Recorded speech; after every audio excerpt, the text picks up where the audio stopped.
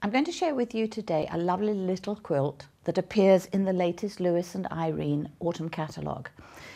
It is made in the catalogue in the Winter Garden range of fabrics, but they're not available to me yet.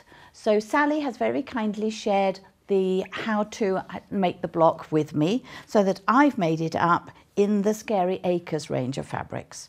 And we're going to put strips of fabric either side.